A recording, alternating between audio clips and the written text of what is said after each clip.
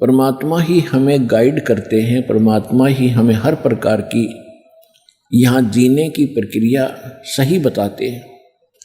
परमात्मा ने, कबीर परमात्मा जी ने आकर के सबसे पहले हमें ये सिखाया कलयुग में कि यहाँ पर जो माया जोड़ने की, कोठी बंगले बनाने की जो आपके अंदर एक गलत प्रेरणा है या व्यर्थ है, इस पृथ्वी लोक पर इसकी कतई आवश्यकता नहीं है। ये महामूर्खों का कार्य है।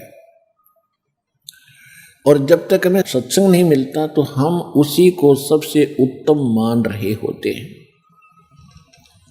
और जो हम यहाँ पद प्राप्त करने की चेष्टा करते हैं, कोई मंत्री, मुख्यमंत्री, प्रधानमंत्री बनने की हम चेष्टा करते हैं, तो ये भी एक अज्ञानता का प्रतीक बताया है। कौन सी अज्ञानता का? जो अध्यात्म ज्ञान के विपरीत है। हमेशा जगत और भक्त का आपस में मतभेद और विरोध इसी बात पर रहा है कि जो सत्संग भक्त होते हैं उनका विधान आध्यात्मिक तरीके से और धर्म नीति होती है, और जगत की जो आधार है वो राजनीति होती है, और जगत का व्यवहार उनका परम कर्तव्य मान बैठे होते हैं, वो उसी का निर्वाह करते हैं। तो सत्संग में आने से पता चलता है कि मनुष्य जीवन परमात्मा ने केवल भक्ति के लिए दिया है, मोक्ष प्राप्ति के लिए। इसके अतिरिक्त हम जो भी क्रियाएं कर रहे हैं, संतानों उत्पत्ति, पेट के लिए एक दूसरे की छीना झपटी, रिश्वतखोरी, मिलावट करके अपने कोठी बंगले बनाने की हम चेष्टा कर रहे हैं, तो ऐसी जिस भी पशु पक्षी की जैसी सामर्थ्य है वो भी ऐसा ही कर रहा है। अब संतान उत्पत्ति सब प्राणी करते हैं, उनकी पालन पोषण की चेष्टा और चिंता सभी को सेम है जैसी आप जी को है।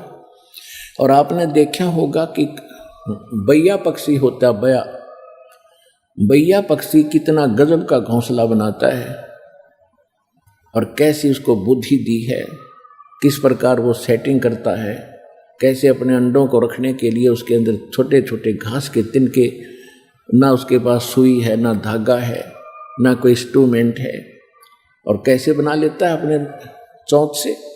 तो ये इस तरह की चतुरता करते हम यदि मनुष्य जीवन को भी ऐसे ही व्यर्थ करेंगे तो ये हमारी बुद्धिमत्ता नहीं है।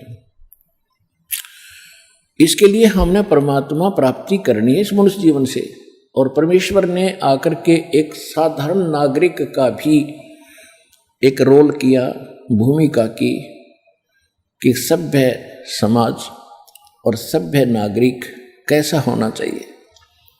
अपने 10 नाखूनों की मजदूरी से अपना निर्वाह करे, किसी की चोरी, लूट, खसोट, जारी ये बकवाद करके यहाँ कोठी बंगले कति नहीं बनावे।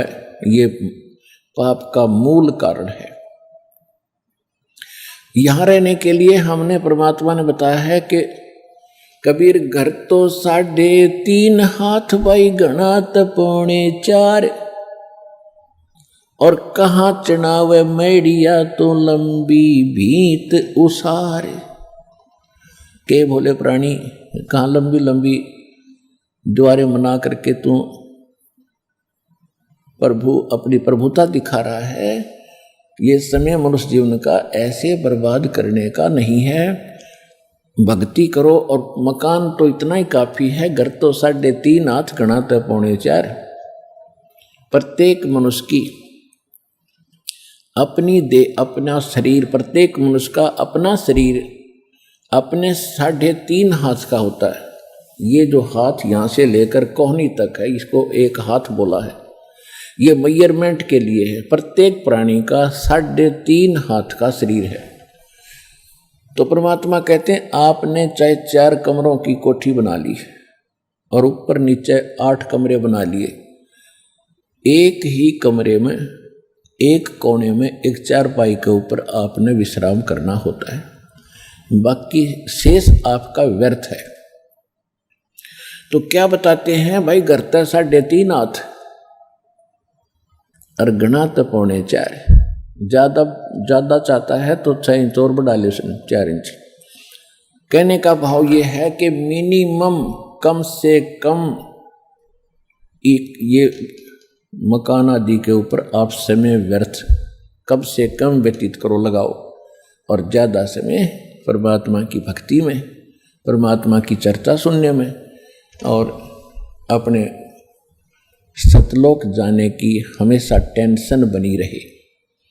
जो चिंताएं हमने यहाँ पाल रखी हैं ये व्यर्थ की हैं और ये स्वाभाविक हैं जब तक हम भगवान की शरण में नहीं आते। जिस समय हम परमात्मा की शरण में आ जाएंगे तो जो यहाँ की टेंशन है कुछ तो ज्ञानता मिट जाएगी और फिर भगवान की भक्ति होने से वो दुख जो प्रारब्ध का है वो अपने आप खत्म हो जाएगा।